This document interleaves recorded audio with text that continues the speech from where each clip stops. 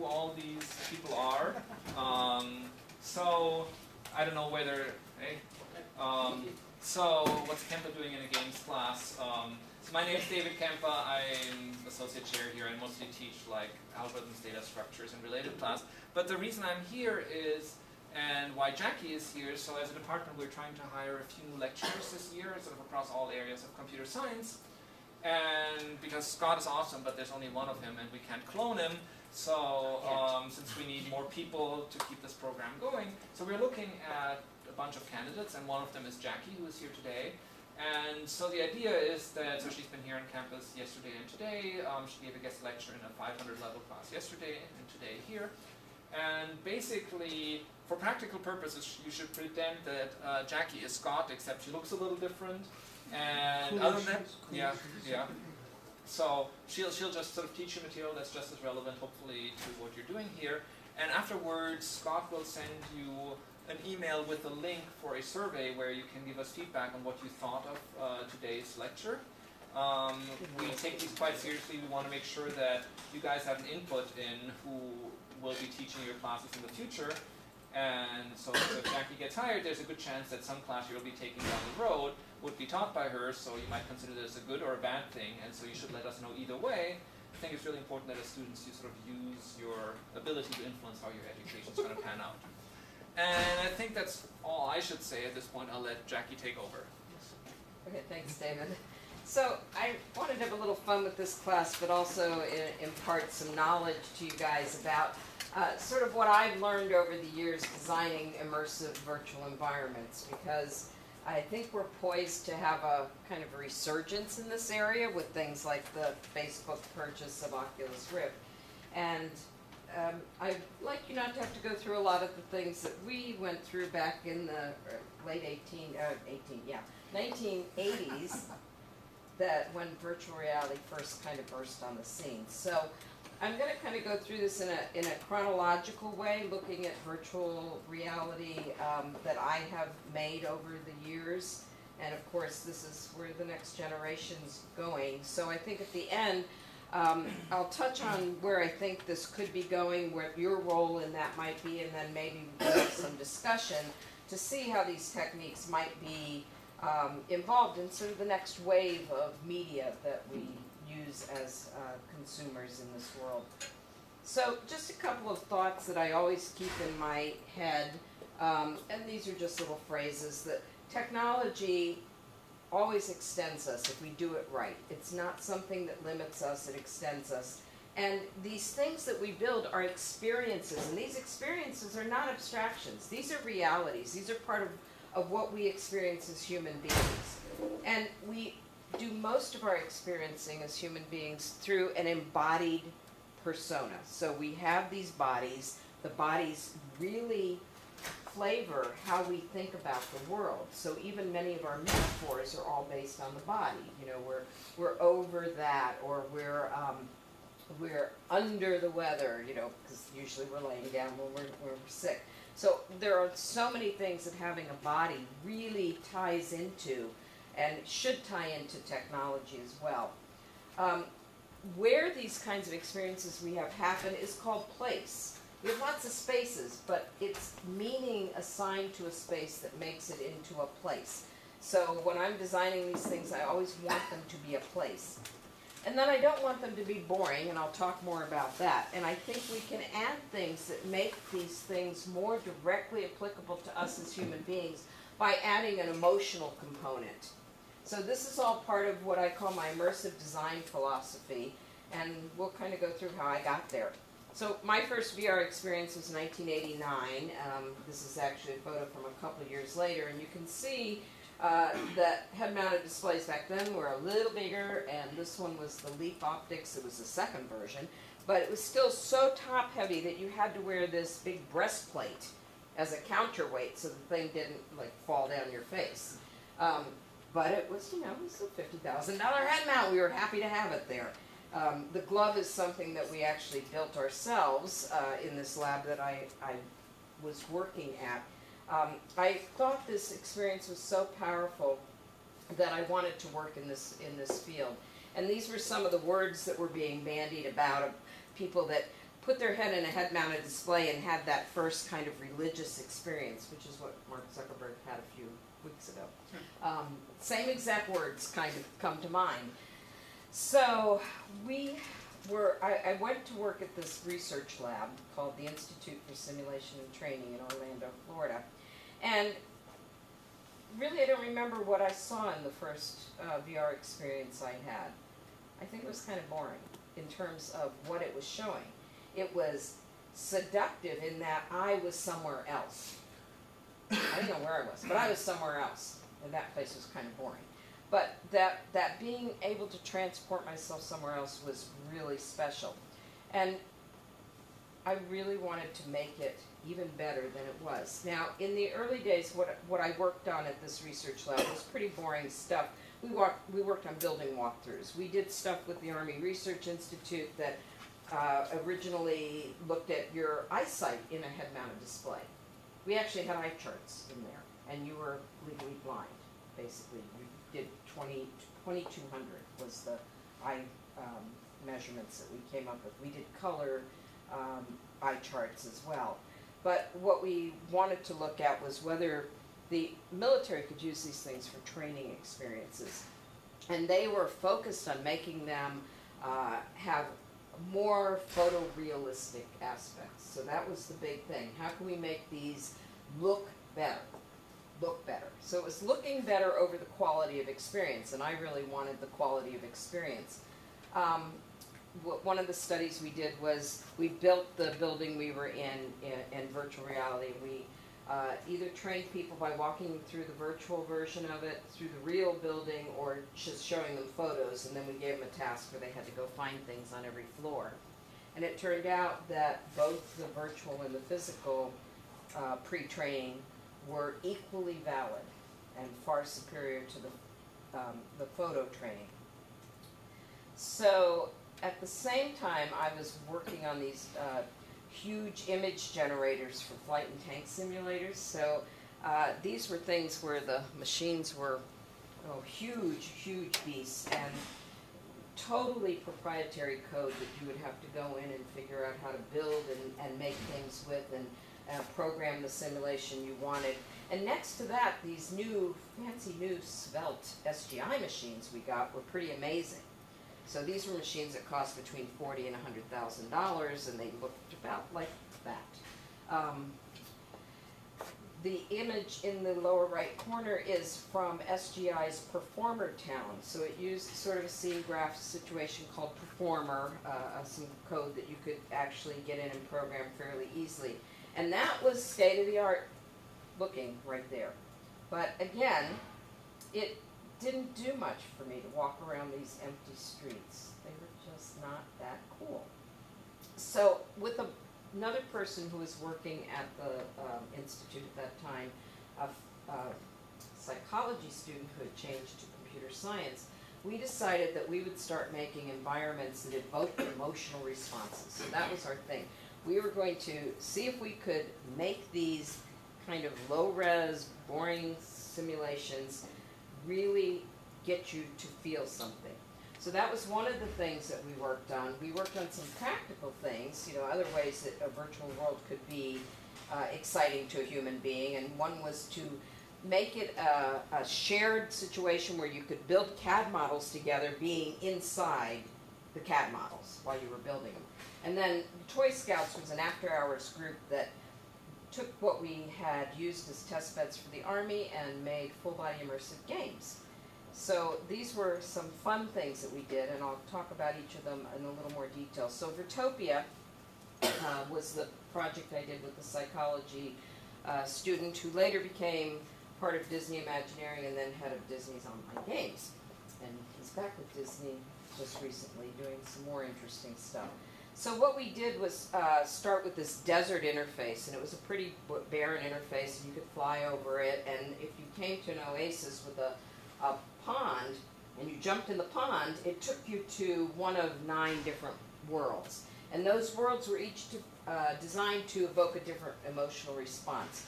So the one with the blue background over there is Fang City, and Fang City starts out as this really idyllic kind of pastoral landscape with really relaxing music, and then these clocks tear up from the ground, and the buildings tear up from the ground, and the sky fractures and starts spinning around in squares above your head, and everything gets cacophonous and just really gets you kind of anxious. And then everything eventually goes back down, and the pastoral landscape starts again. So we have that one. The one with the trees was an endless forest, and that endless forest, we did some fancy things with the code to just have a small group of trees that we then we kept loading as you got near the edge. So that was a big thing back then. And then we had this wraith that you'll see in the next slide a little bit better. But these were an army of wraiths that you couldn't get near, so you'd go after them. And the forest was endless, but you could never get to these things. And there was a haunting sound, and it was just frustrating and nostalgic all at the same time. The one on the lower right was called the Conversation Room, and that one was probably the most abstract thing we did. So you were popped into this room, and there was this kind of abstracted animation on the wall. We had very low-res textures. I'll tell you how low-res those textures were. And very limited texture memory, like 8 megs or something, and that was like the big machine.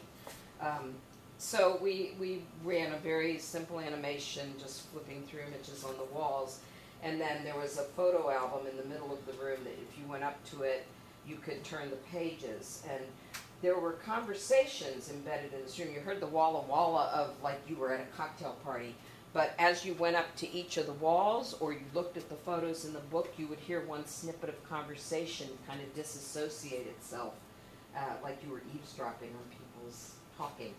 And people loved that room. I don't know why. They just absolutely loved that room. Yeah. I just wanted to interject that Vertopia, designed to evoke emotional responses, this is extremely relevant today because one of our own student games was called Nevermind, and it was designed to evoke emotional responses and has won several awards. It was done by Aaron Reynolds and some other graduates of the program. And so, again, I just want to say that this is all stuff that students are trying to do now. And nobody was trying to do this back then. They all thought we were nuts. I tell you, the Army people were like, what? Just get with the program. And we said no. So here's the little wraith image up there. We did take this to 2 film festivals, 92 and 93, and then to SIGGRAPH in 94. And at this festival, people just lined up. I have pictures of this central area where we ran it with lines that were knee deep. This was one particular visitor who was looking at things, and you could see the expression, and then he comes out and he's like, yeah!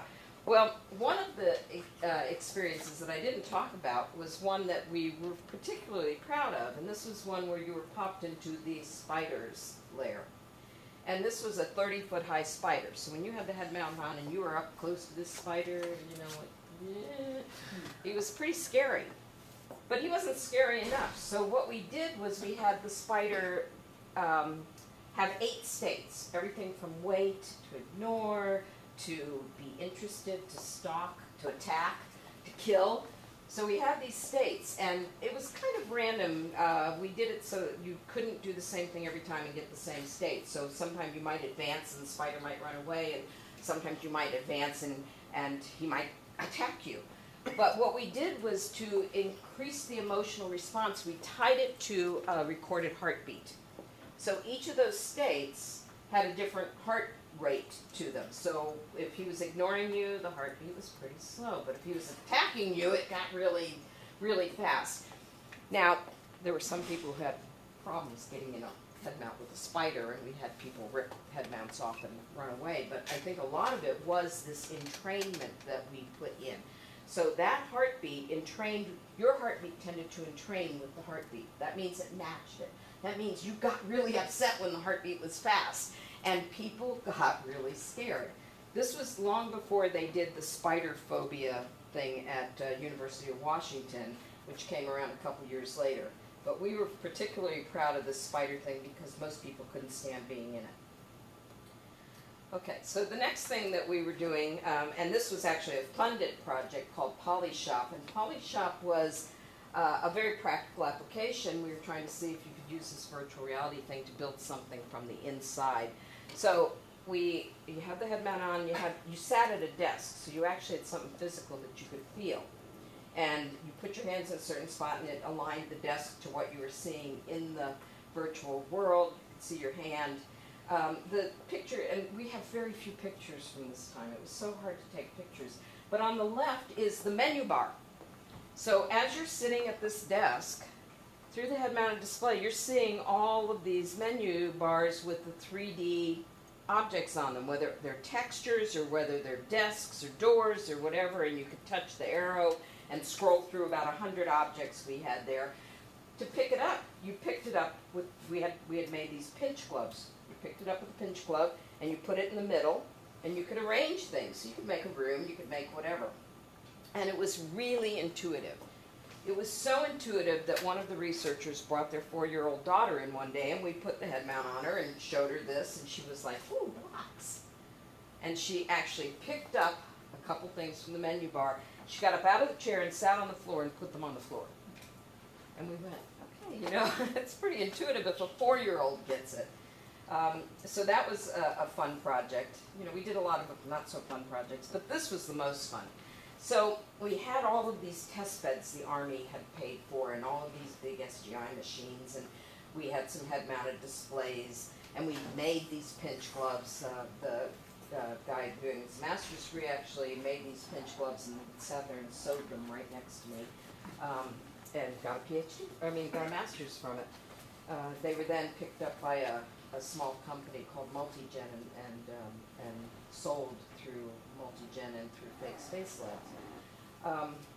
But what we encouraged the students to do was to use this immersion for fun and make these full-body immersive games. So there were a number of them. One was called Cyber Surfing, and that's me up in the corner in the left. Without the head mount, I was just doing it with a monitor, but you could do it with the head mount too. The first one we ever did was called Noseball. So you have that big head mount on, and your face was a paddle in a breakout game. So you had to keep doing this and get the ball and break out the squares on the screen, and people got really sweaty, and we had to clean this head mount all the time. So it was quite a workout, as was Cyber Surfing. There were a number of other ones that we did.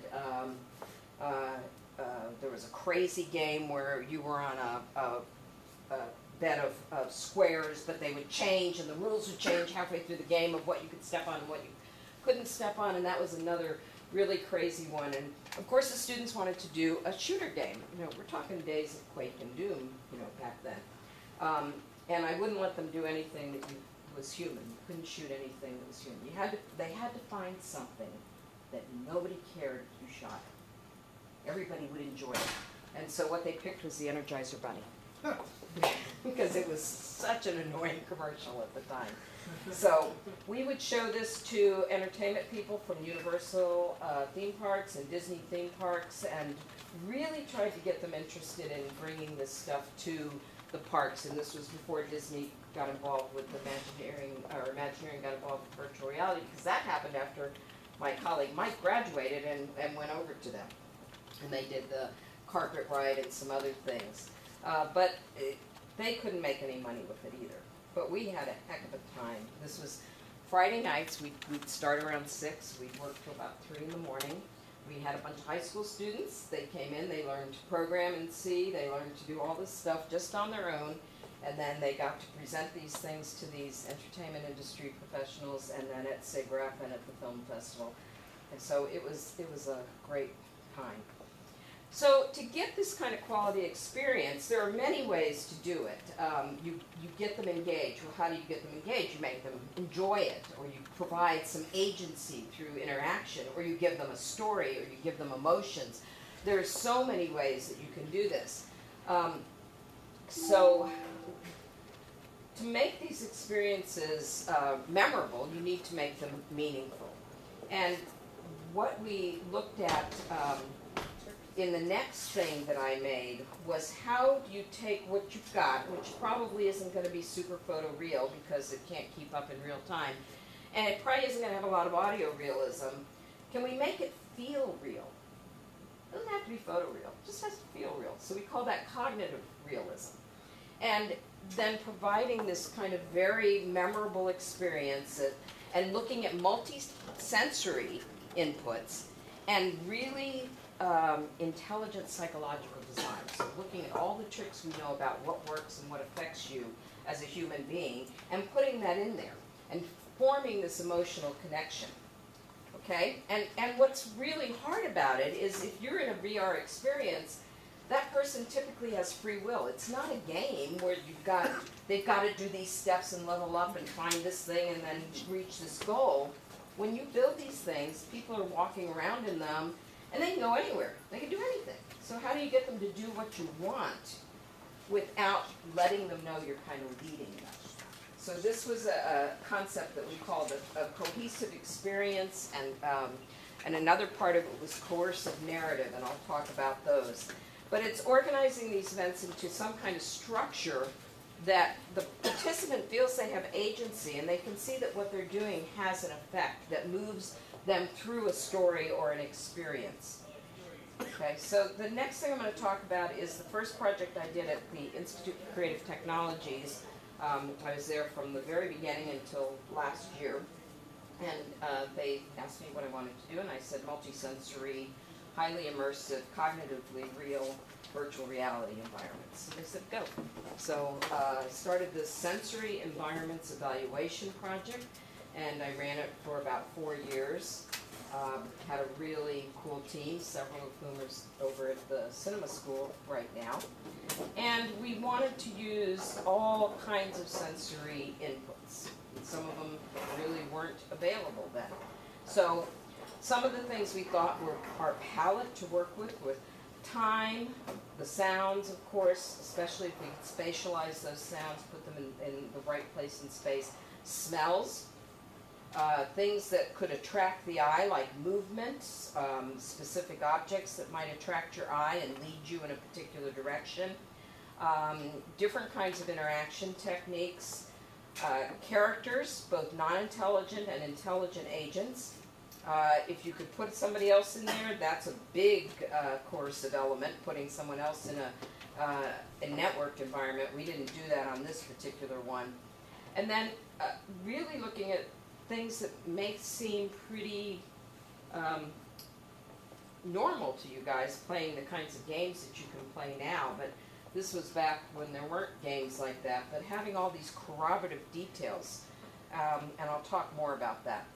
Right now I'm going to play a little video of it, and then I'll talk about some of the things that I might talk over this a little bit.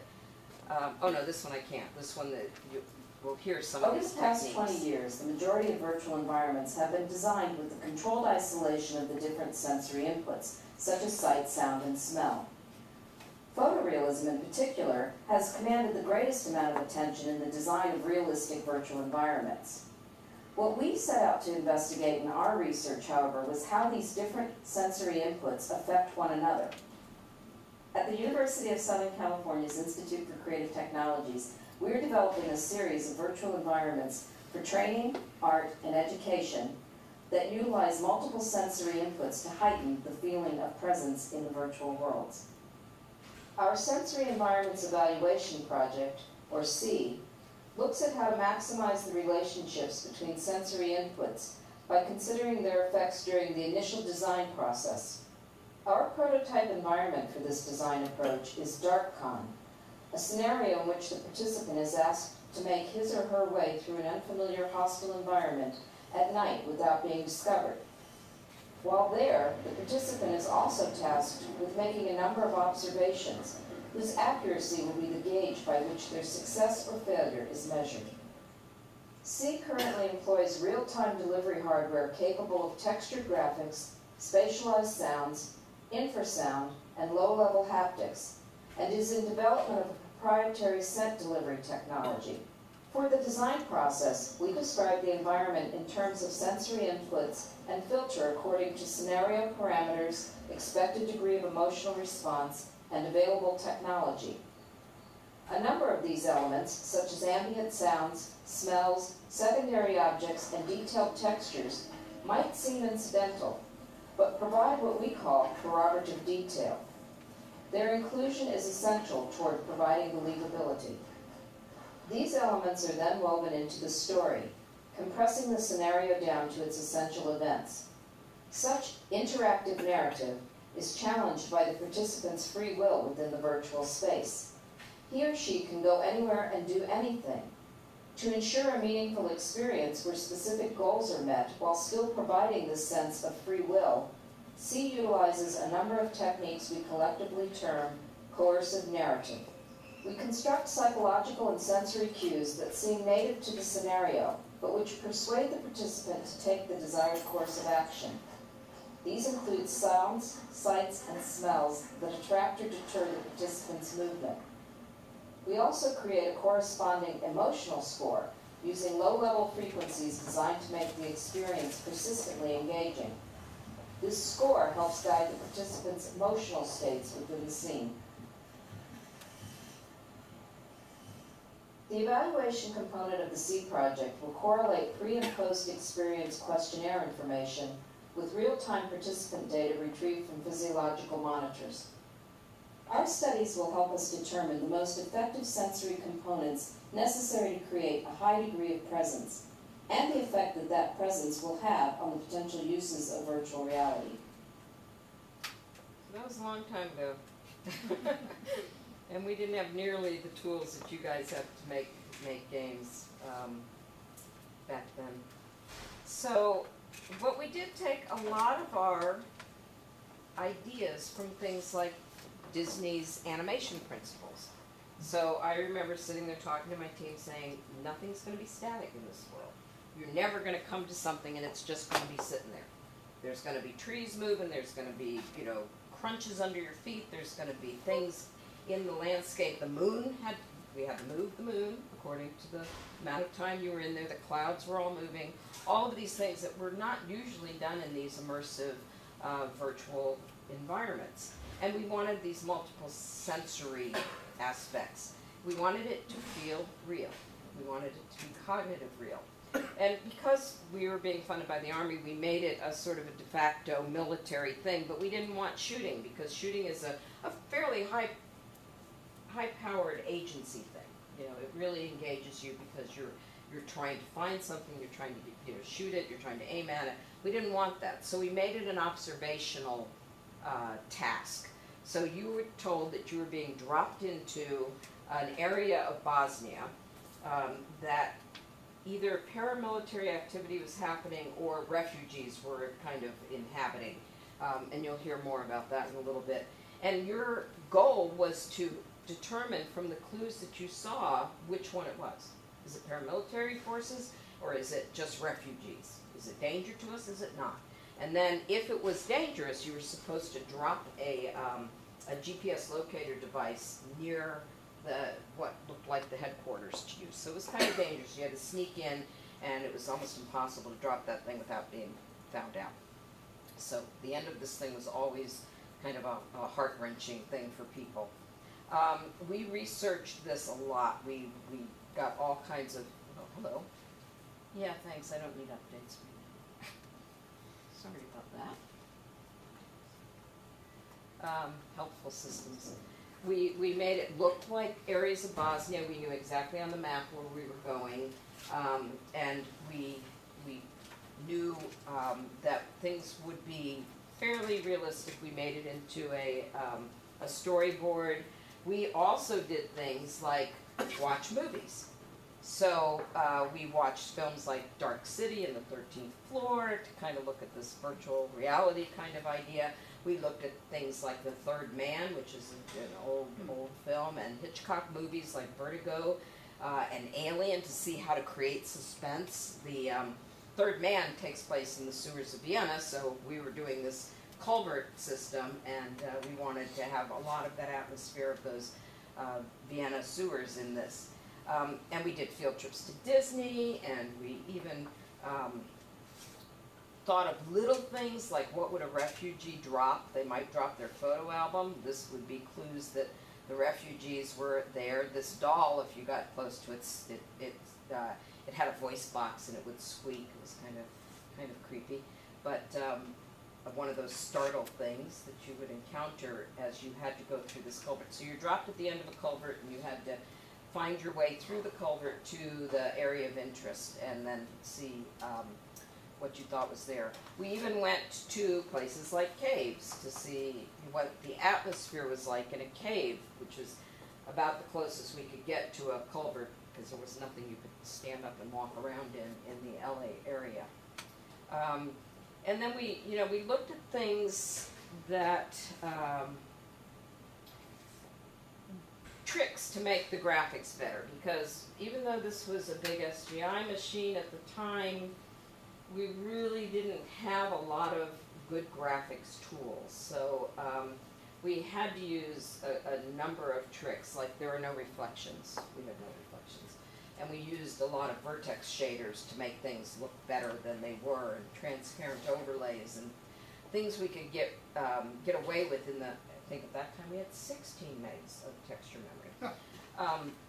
And then to correlate those with the sounds, and I'll talk a little bit more about that in a minute. You see reflections, but the reflections are all repeated geometry upside down under the transparent water. So Kurosh Valanajad did that for this, and came up with a lot of techniques to make things look much more realistic than anything anybody else was doing. We wanted to have scents, because scents are one of our most emotional senses. They go directly to your limbic system before your cognitive centers can even act on them. So I had brought in some scent devices of the time for the opening of ICT. We had a little mission rehearsal exercise that we were showing for the grand opening, and I got these, $15,000 scent devices from a company. Got 2 scents because they were as big as this, and they had a big thing that went into there and was fanned out to fill the room with the scent. And the scents I got were diesel exhaust and musty town smell after a rain. And the researchers went, "You're not showing those during the opening demo, because they'll equate our research with bad smells. Not happening." And I went, okay, then I'll invent something that doesn't stick around. So I came up with this idea for a collar that you would wear that would have small cartridges that could be Bluetooth activated, so that a little tiny fan would kind of blow a small amount of, not even the scent liquid. It would just let the molecules waft up, and then those molecules would be blown at your nose. So nobody else around you smelled it. You smelled it. It didn't stink up the room. We built it, and we used it, and that was the first version of it there that person's wearing. And then we had great smells like bat guano. So where you see the bats hanging from the ceiling, you smelled bat guano. And you know what? Everybody liked it. It didn't make them think badly of our work, but it didn't stick around forever. Then we used the 3D spatialized sound, and we worked with a system that was created by Chris Kyriakakis in engineering here, that was a 10.2 sound system. And what it gave you was the height information. You could actually tell the difference between something that was like a concert played in a cathedral with and without the height information. But it was all pre-rendered sound. So I got a couple of smart students, and they actually made it into real-time spatialized sound. So here we have this great sound system, and it was triggered by your movements through the virtual world. And we showed this in this VR theater that they had at ICT at the time. Really, we used the screen just for the audiences to see what the person was seeing in the head-mounted display. So the sound was actually right for the person in the head mount, not for the people in the audience. And people would say stuff about that. Now, you can also see some little speakers under the floor, and I'll talk about those in a minute. But, for this sound, we did all kinds of work to get ambient sound. This was our homegrown Foley stage. That's me walking in mud because every kind of material that you walked on made a different sound as you had your footsteps. So the floor, I called it the infrasound floor. We put 10 subsonic transducers under the floor. We played at frequencies of 4 to 20 hertz, so you couldn't hear them, but you could feel them. And you could hear them if you turned up the decibel level high enough. But we never did that because that is where all the research in infrasound as a potentially harmful environmental noise comes from. It's when you are near some, huge machines that produce this infrasound, and it's so loud that it starts to really have a detrimental effect on you. So we never played them that loud, so people were not aware of them. And we blew out a lot of amplifiers trying to find one that would handle the 4 to 20 hertz. It was not a typical thing. And so we got an engineering company in town to work with us on that. And we actually scored an emotional score that when these sounds were playing, you felt unease. And when they went away, you were much happier. So as long as you were in that culvert, you had these infrasounds affecting you. And when you came out of the culvert, you didn't. One note I also want to bring on is that the research that she's putting into the environments, making them immersive, Orson Welles' Third Man and all these other great films, is what some of the people have been working on in the games program with, again, Oculus Rift, that's just been posted, called Zombies on the Holodeck. They studied a lot of those great old kind of, movies from the 50s, kind of monster movies, and they captured the tone pretty well. And that's one of the great things about these environments is, as you say, you can get immersed without needing infinite levels of detail, as long as you cover most of the senses, which is kind of what we're going into now, is these completely immersive games. And you orchestrate them so that they interact effectively and become more than the sum of their parts. Right. So yeah, I just saw that Zombies one, and somebody would say, you've got all of these sort of, what's the word I want, these trite things in there, like bats and rats and it's, yeah, but those work because we always have the same reaction to them. Yeah. So they may be, sort of trite, but we have, somebody comes up in your face and screams, you're going to have a reaction that we know how to predict, so you can use that. So again, the feels real visuals, even though we didn't have very good graphics. The 3D spatialized sound, which was pretty amazing. We had both ambient, lots of sounds in the entire world, plus the immediacy of your feet. So even though you weren't really walking all the time, it felt like you were walking because you were hearing the feet appropriate for the materials that you were walking on. The smell, the emotional score, or what I can call passive haptics, and scaffolding and fit, which I'm going to talk about in a bit. But right now I'm going to play you a clip of the DarkCon scenarios. This is one person's walkthrough, so you can just kind of see it. And we're starting halfway down the culvert, and I thought this had sound, but so it doesn't. I'll walk over. We had machines in here that were kind of low rumbles, and there were flickering red lights from things that weren't working quite right. We had the rats if you happened to go down the wrong corridor. We had the bats. The bats, when they flew off, told you how to get out because they went in the direction that you figured they were going out.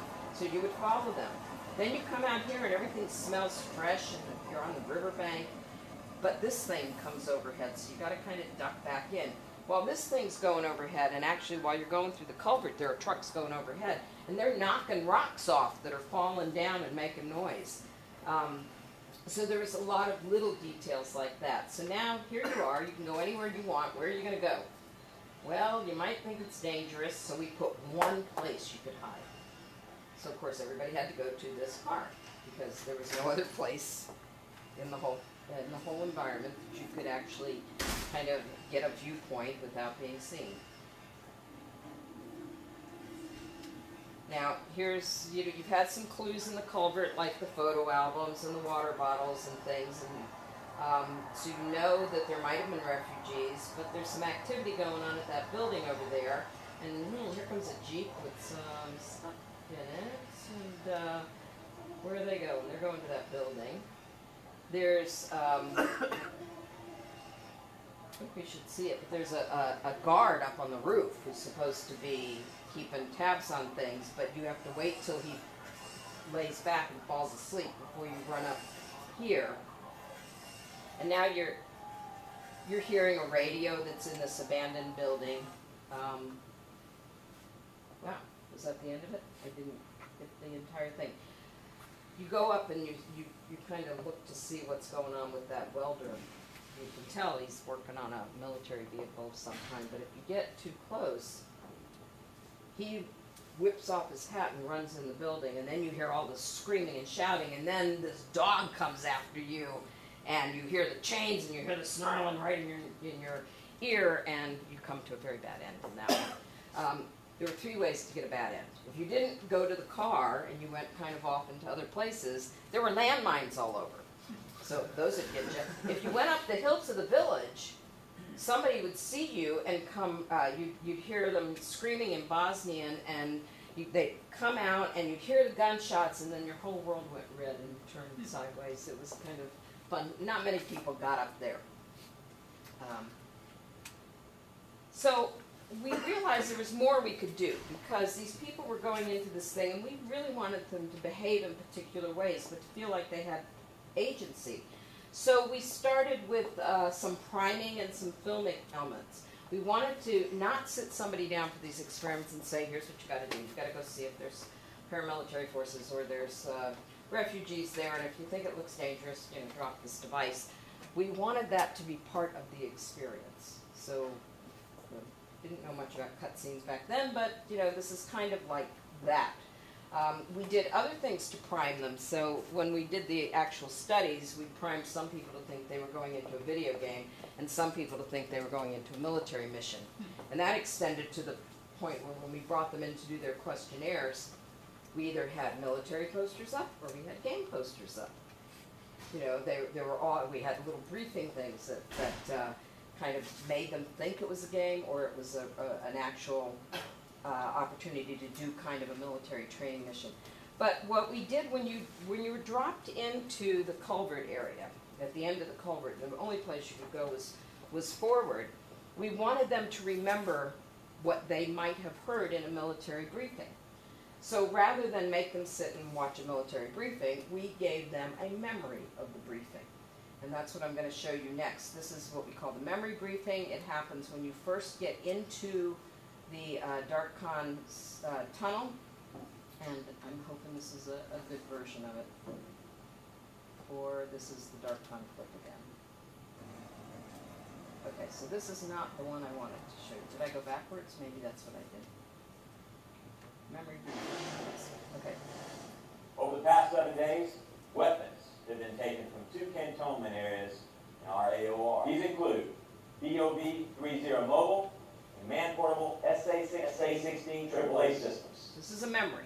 Now, Brigade 2 believes they're being stockpiled by local paramilitary forces 11 kilometers northeast of Bonnie Luton. Here, at the end of the complex.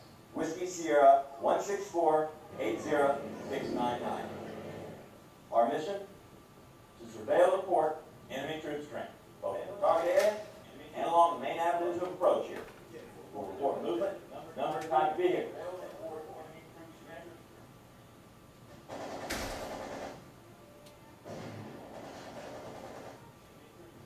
Our PIR is getting an exact and fixed confirmation on the location of those POV stands. Brigade also wants a clear picture of what type of combo we've got to use. Number and time. Listen up!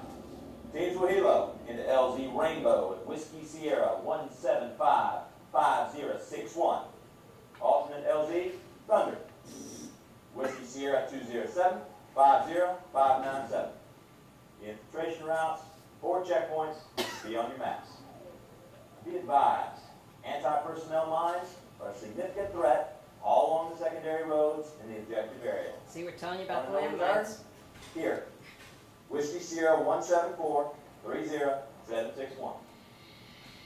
Now, the atmospheric conditions around here, fog from the river, obstructions, whatnot, can make it real difficult to see our PI. Stay back there 2 miles from the target. Stay back there 2 miles from the target. Take pictures and crawl right in there. Crawl right in there. Counting nose hairs, folks. Counting nose hairs, folks. Counting nose hairs. Good luck. Good luck. So what this was designed to do is a couple of things. Give you the briefing, right, what you were supposed to be looking for, but also to set the tone of what was going on in that area. So the fact that kids were having guns and shooting out windows and that refugees were being loaded on trains. There were a number of things that you could see there. The water bottles that were in some of those scenes with the refugees are actually the water bottles that appear in the culvert when you go through it. The picture of the woman is one of the pictures in the photo album. So there was just a lot of this corroborative detail.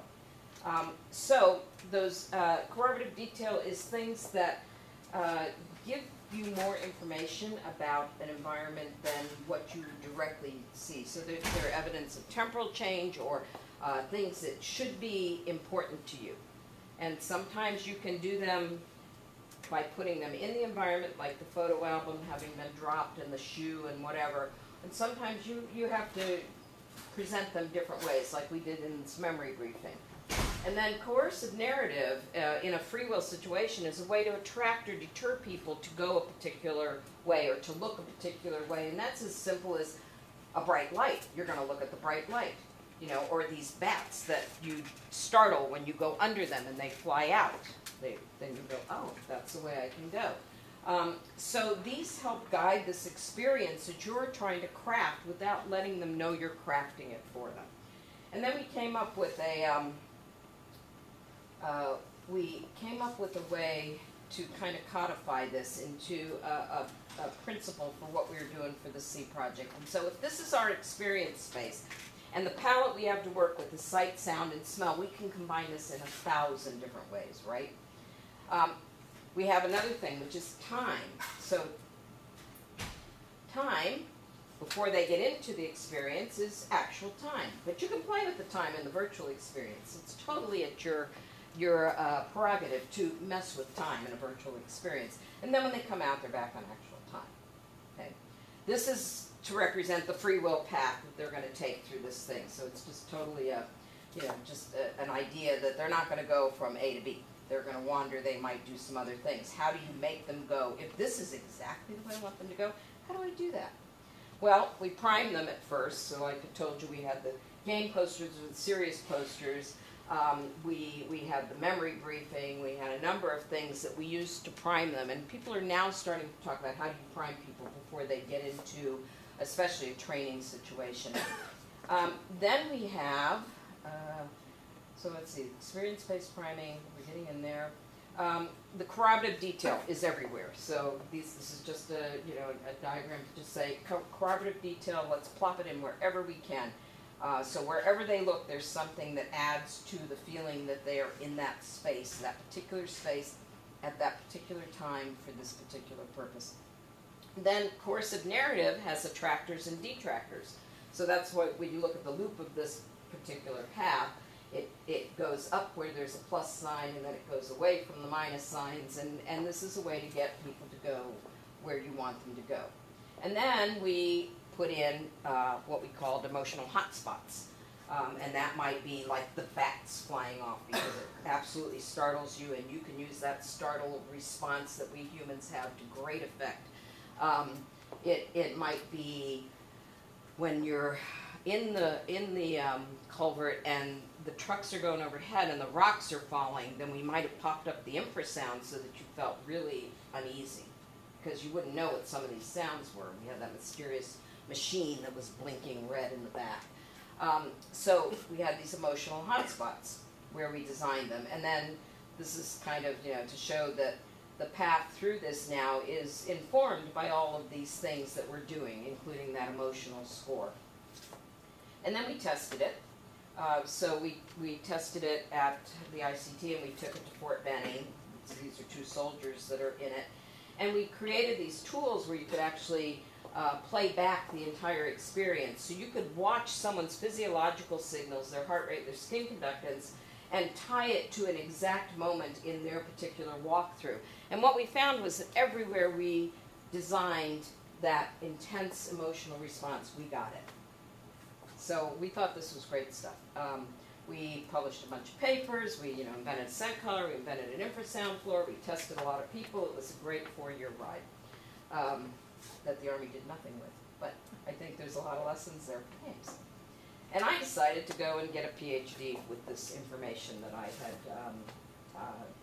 kind of gained from that project, because it had not really been codified from a design perspective into something somebody could read and go, yeah, that would work for what I want to do. So I did that. The entire thesis is online if you want to get it. That's the URL, and this is what it looks like. You have to click on one of those things and it'll download the first volume, which is about 300 pages of writing and references, plus a list of every immersive virtual world that was done for more artistic purposes in the first 15 years of VR.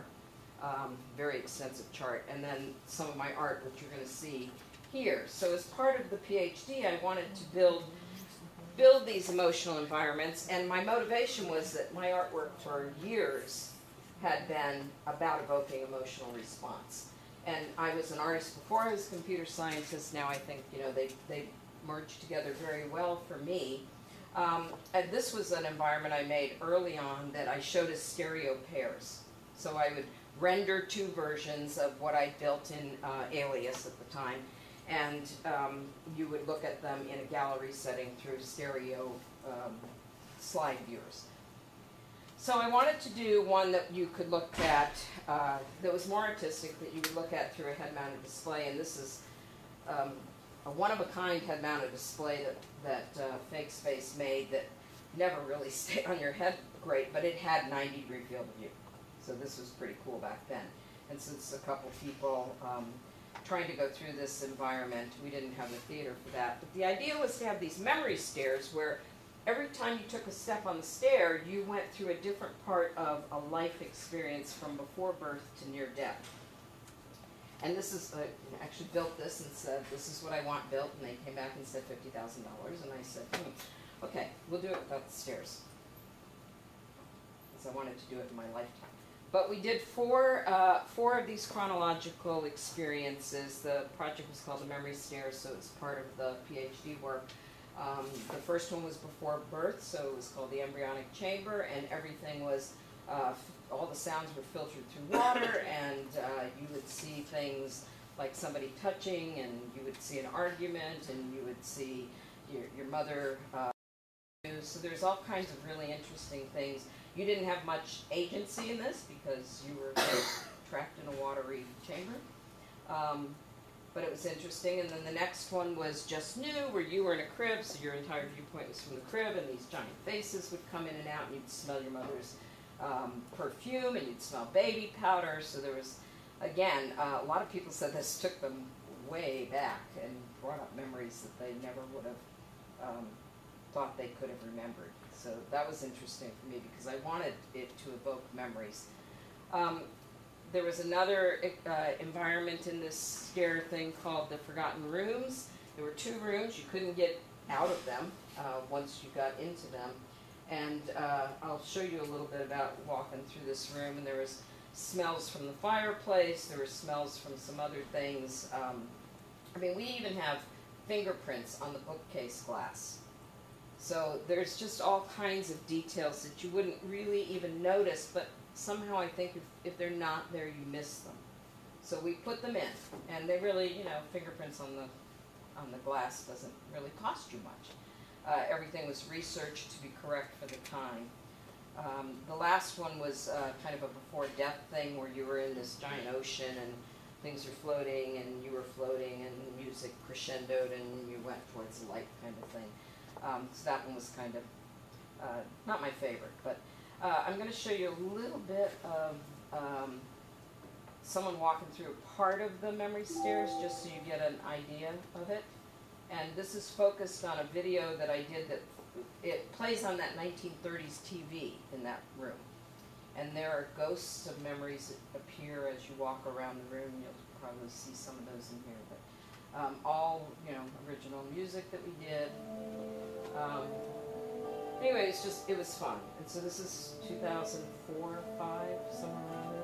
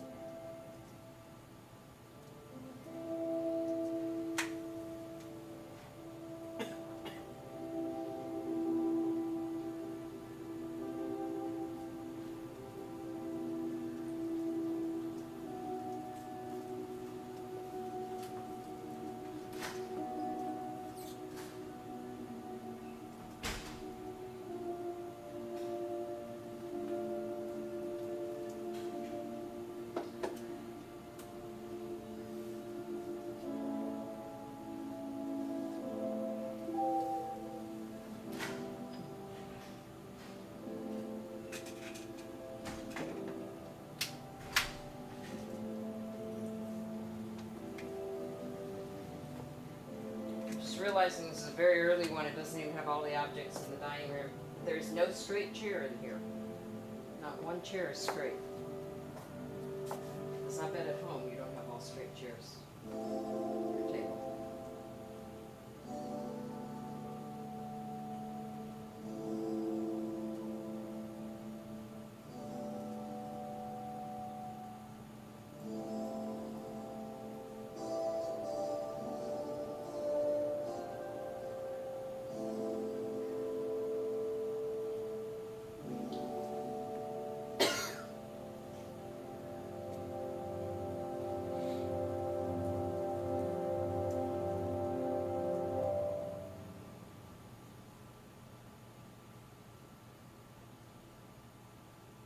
So actually, that's supposed to, before you come up to the TV, you see a test pattern, like you would see on old TVs way back then, and it would only start when you came up to it. Before that, you would just hear this sound of a ticking clock, which was slowed down by about 30%.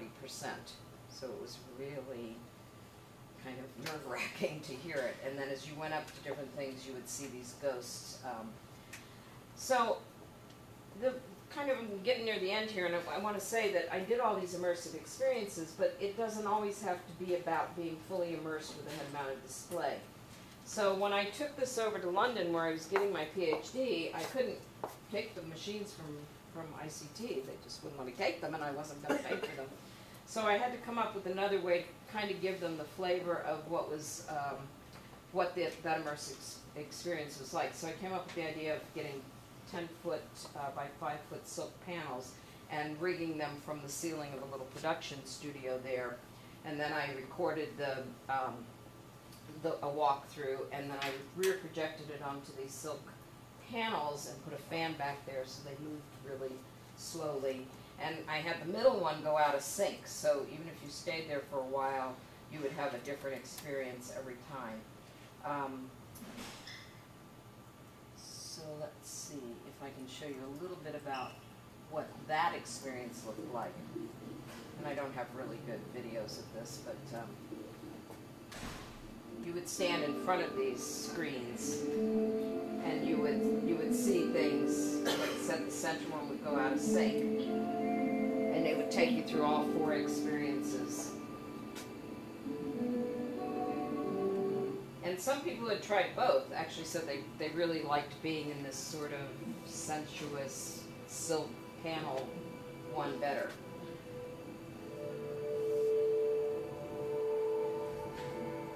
And the reason I bring this particular thing up is because I think we have people that are really attuned to having immersive experiences, but it doesn't always have to be about the equipment.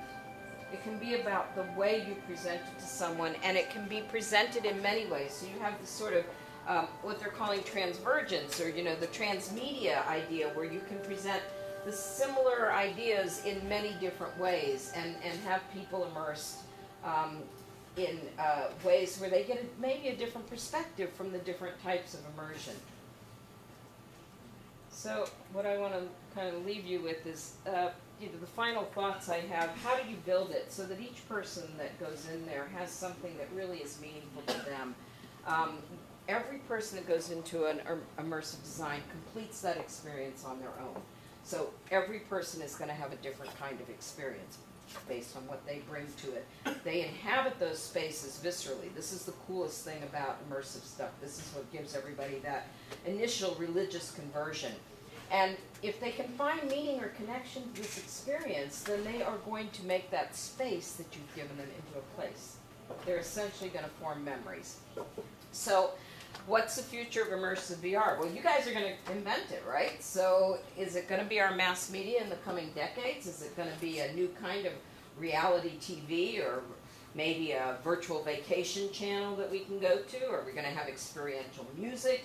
I can think of just a few things. So we're going to have applications that are good for health and well-being, pure entertainment, games, stories that you live in, all of these and more. No one's watching broadcast TV anymore. We're all looking for these other kinds of experiences. And if they have meaning, all the better. So, like, this series of books by Tad William on Otherland talks about immersive things where you go and live in the Lord of the Rings. You go and live in these stories. You are one of the people that are the main characters in them. And in some of his books, you've spent kids have spent their entire life not playing Pokemon or whatever. They are living in Lord of the Rings type of situations. I could see that being a possibility.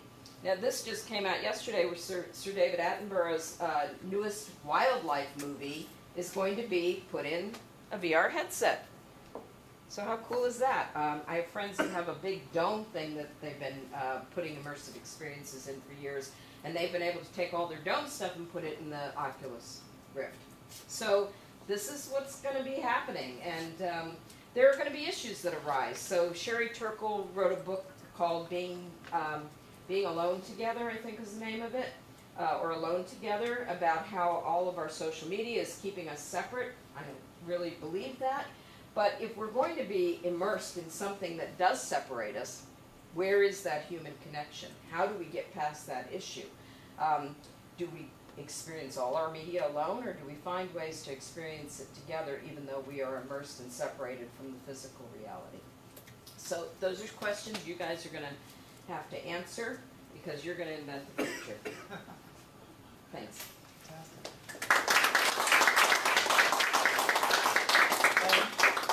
And just as a note, I love the Bradbury and Velt reference there. That was on the announcement from the Attenboroughs that said the Velt. Do you all know the Velt story? 1951, Ray Bradbury. It was part of the Illustrated Man. So there's the parents have the greatest, latest multimedia room, and they put it in their kids' room, and the kids start going in it. The wall kind of dissolves, and they can go out in the African Veld, and then they decide they're just going to stay there, and the parents go and get eaten by lions. It's pretty Spoiler. cool. But it's a very it's a good cautionary tale about a dystopian future in a way. But the truth is that we are not here as a games program to simply try and recreate the latest commercial game. We are in no way a commercial studio. What we are is we're doing all the things that the commercial studios can't invest in. These kind of defining the limits of what constitutes games. And we're perched at a time when people are more and more inured to and used to and ready to accept multimedia input. I grew up again in the 80s, and there was always these stabs at VR, and now we actually have, we've got 3 or 4 members teams in this very room where they're working on a game in the Oculus Rift. And Nevermind was our big hit before that, and this is happening. So it's a great way to realize that when you pitch your games in Final Games, when you guys come around, do so knowing that you can take a stab at pushing the boundaries of what constitutes an experience, and don't try to simply shortchange yourself by saying, here's what a video game is that I grew up with, I want to emulate it. Because we really encourage the kind of why not that you don't get when you have to go out in the workplace. So keep in mind it's a place for innovation within this program, absolutely. This stuff fascinates me because there's no one definition of immersion and no one definition of what constitutes an experience. And we are here to actually define it. #1 game school, 5 years running. So very inspirational to hear the kind of knocking down the limits of what you can do while you're in this program. And I love to remind people of that. Any questions? I have one. What in this, in your experiences, was something that really surprised you, that connected people in the world? Was it the addition of sound? Was it the addition of the smells, as you mentioned? Is there a way to quantify immersion, like the level to which you get into the game? I think it's a subjective feeling, so it's very difficult to quantify. And there have been attempts over the last 25 years to quantify immersion or presence or whatever. And first thing somebody said to me at ICT was, you have to come up with the equation. X amount of sight plus B amount of sound plus C amount of smell plus equals perfect presence. And I went, no, you're absolutely crazy. How could you do that? Because it's context dependent. and that context is how it relates to you, or how it relates to you, or how it relates to you, you can't do a one-size-fits-all. You just can't. You throw it out there, and people are going to react to it in different ways. So I don't think there's a way to quantify it. There is a list of parameters that have been proposed by military researchers as to how to quantify presence, and I look at it, and there's like 27 of them, and none of them talk about the human dimension. You know, so it's like you're missing something there. Nobody talks about the emotion or the sort of subjective response you have to it. It's all, they're trying to quantify it, and we're messy. Humans are messy. We can't always do that, and especially our reactions are messy. So just, you might like a particular game, and somebody else might hate that game. That's because you're an individual, and you have your own likes and needs and desires and feelings, and so I don't think you can really do that. I think you need to have a range of things that you put out there. People will come and find what works for them. And then I'm a firm believer in that saying, the street finds its own uses for things. So heaven knows what we're going to find as uses for this immersive technology in round 2. What I'm calling round 2. It could be stuff that we can't even imagine. Yeah, and you get emergent gameplay in a way. Emergent gameplay is when you realize your players are using your world and or your game for uses other than what you designed it for. So if you give the blocks and you're supposed to be at a table, and a youngling picks them up and goes and sits on the floor and puts them there. And you go, of course. Exactly. Yeah. That's again one of the great things about this is that they did these statistical research with analytics when they were testing out World of Warcraft, about what people wanted to do, where they wanted to go, and then you get into your Bartell's quadrants of what kind of person plays the game, etc.